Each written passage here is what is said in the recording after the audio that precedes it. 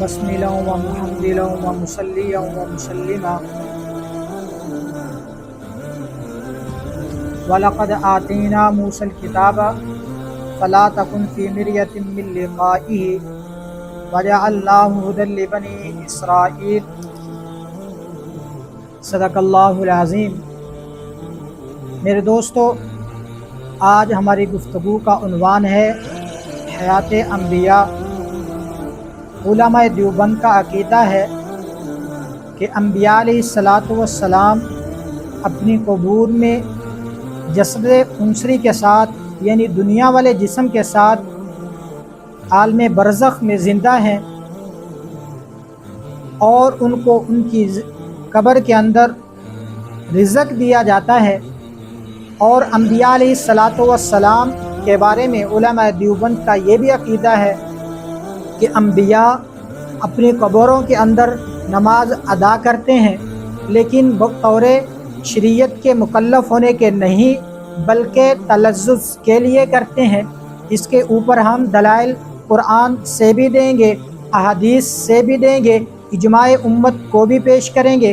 آئے ہم پہلے قرآن کو دیکھتے ہیں۔ اللہ نے اپنے پیغمبر پر نازل ہونے والے قرآن میں فرمایا وَلَقَدْ آتَيْنَا مُوسَى الْكِتَابَ فَلَا تَكُنْ فِي مِرْيَةٍ مِّن لِقَائِهِ۔ اے پیغمبر، ہم نے موسیٰ کو کتاب دی ہے، آپ موسیٰ کی ملاقات کے بارے میں شک نہ کیجیے۔ تفسیر ہم وہ لیں گے جو ہمارے اکابرین نے کی ہے۔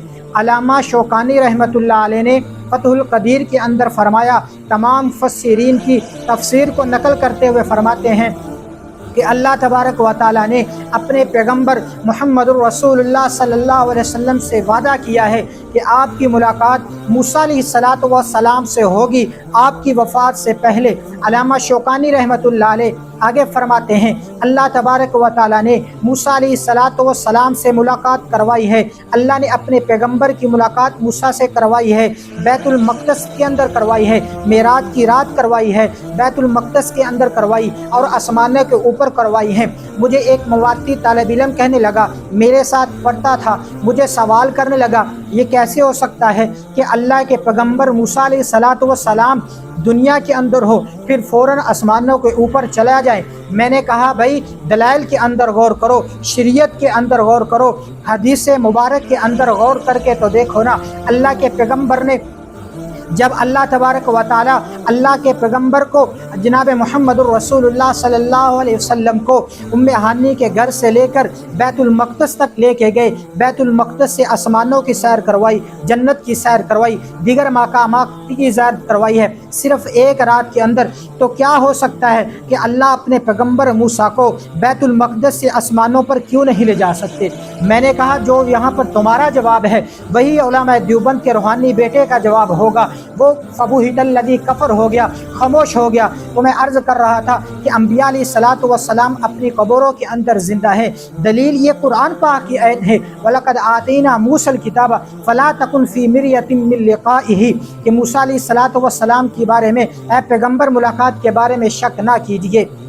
اس کے اوپر ہم دلائل بھی دیتے ہیں، دلائل احادیث سے بھی دیتے ہیں، اور احادیث کی روح سے دیکھتے ہیں کہ دلیل ہمیں حدیث کیا دیتی ہے۔ حدیث کا سفر کیا، حدیث ہمیں ملی، حدیث کے اندر ہے اللہ کے پیغمبر نے فرمایا مررت علی موسیٰ لیلۃ اسری بی، میں موسیٰ علیہ السلام کی قبر کے پاس سے گزرا، عند کتیب الاحمر جو سرخ قلعے کے پاس ہے، میں نے دیکھا وہو قائم یصلی فی قبرہ، اور موسیٰ علیہ السلام اپنی قبر کے اندر کھڑے ہو کر نماز پڑھ رہے ہیں۔ اس کی تعبیر دوسری احادیث سے بھی ہوتی ہے جو مسند ابی یعلا کے اندر موجود ہے۔ سیدنا انس رضی اللہ تعالیٰ عنہ فرماتے ہیں الانبیاء احیاء فی قبورہم یصلون، اللہ کے پیغمبر نے فرمایا کہ انبیاء اپنی قبروں کے اندر زندہ ہیں اور نماز پڑھتے ہیں۔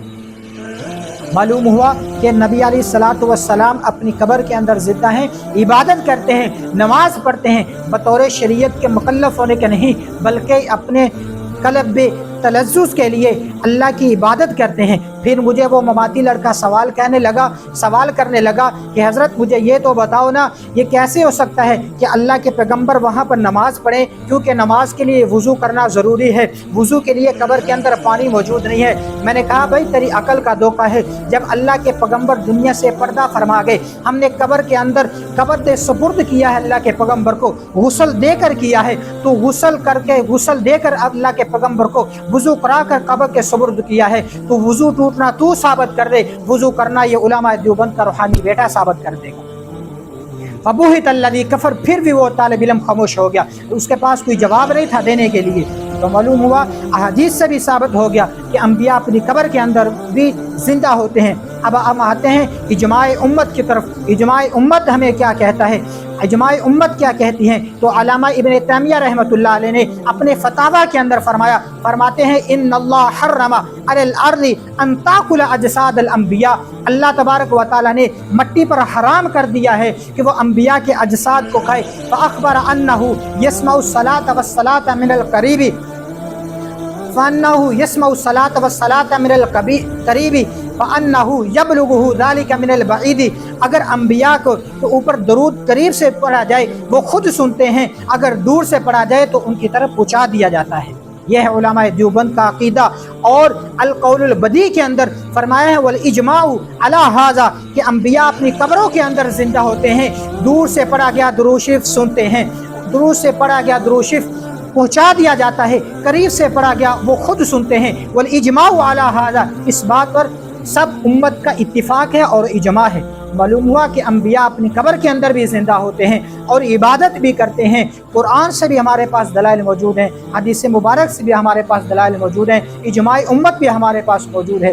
मालूम हुआ कि अंबिया अपनी कब्रों के अंदर जिंदा है। जो इस अकीदे को नहीं मानता वो ज़रूरियात अहले सुन्नत वल जमात से खारिज है। अल्लाह ताला से दुआ है कि अल्लाह ताला हमें अकीदा हयात नबी को समझने की तौफीक अता फरमाए और आगे फैलाने की सही तरीके के साथ और ahsan तरीके के साथ अल्लाह ताला हमें तौफीक अता फरमाए। व आखिरु दावाना अनिल हम्दुलिल्लाहि रब्बिल आलमीन।